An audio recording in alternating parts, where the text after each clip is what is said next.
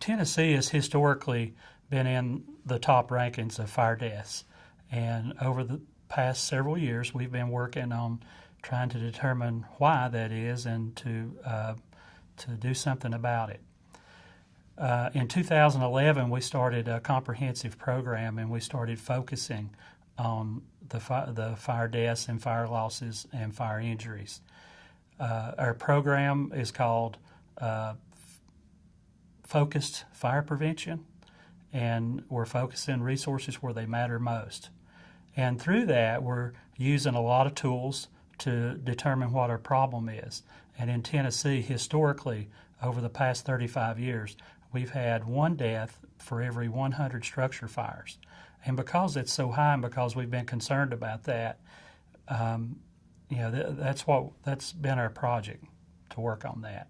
So historically, fires and fire deaths have dropped almost proportionally over the last 35 years. So this program is analyzing where our highest risks are, and by going in and using tools like GIS and other information that's not been traditionally available, we're able to find where the highest risks are in the small community setting.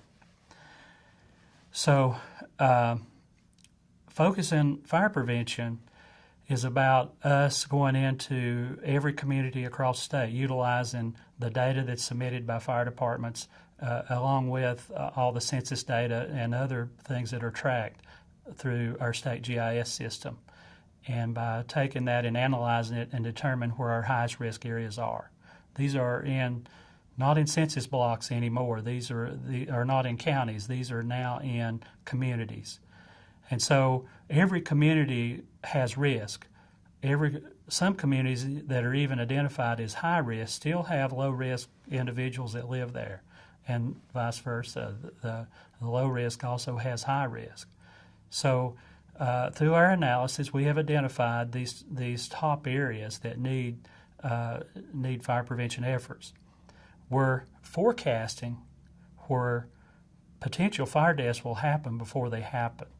And through that forecasting model, we've been very, very accurate in it. In fact, in 2015, we're at a 94% accuracy of forecasting where problems are going to happen before they do. So if we know where someone's going to be injured or someone's going to die in a fire, then we can go in and concentrate our efforts on reducing that risk for those people. So if we know where the high-risk areas are at and we can identify those, then we can go in and concentrate our efforts on those targeted areas to reduce that risk. And when I say targeted, it's extensive public education. We're talking about not just smoke alarms. Our smoke alarm program in Tennessee has been very successful, but it's also going in and talking to occupants about fire safety. It's about working with those people, and in most cases, it's our elderly is who it is.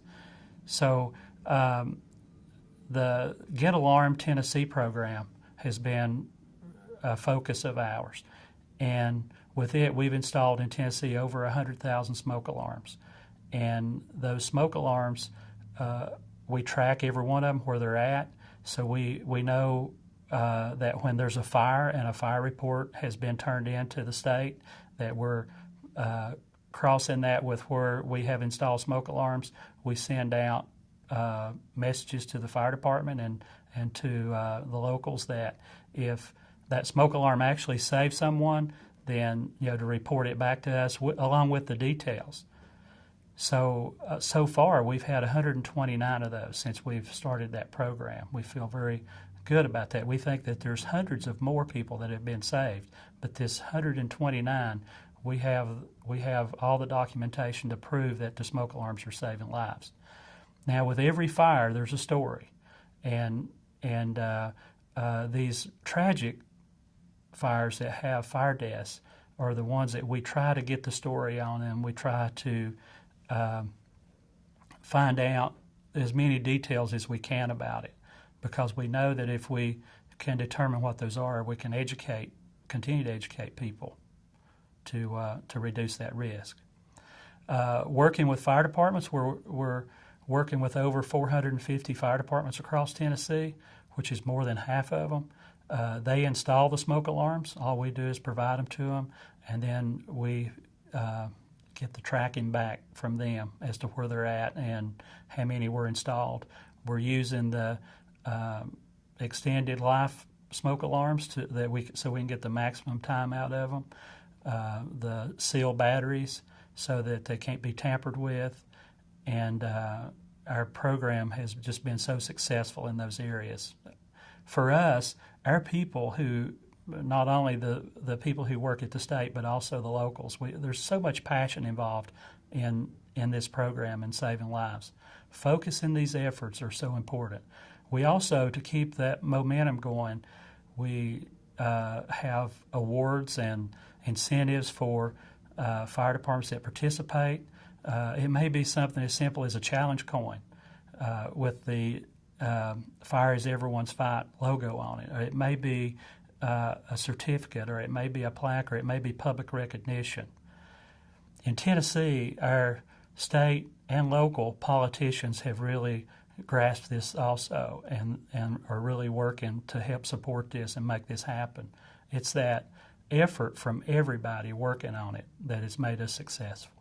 This program has worked for us in Tennessee, and it continues to be very successful, and we're willing to share this with anyone. It works on a local level as well as on a state level, as it has for us. So anyone that wants our information, please go to our website and you can download anything that we have, or we're happy to contact you and give you anything that we have.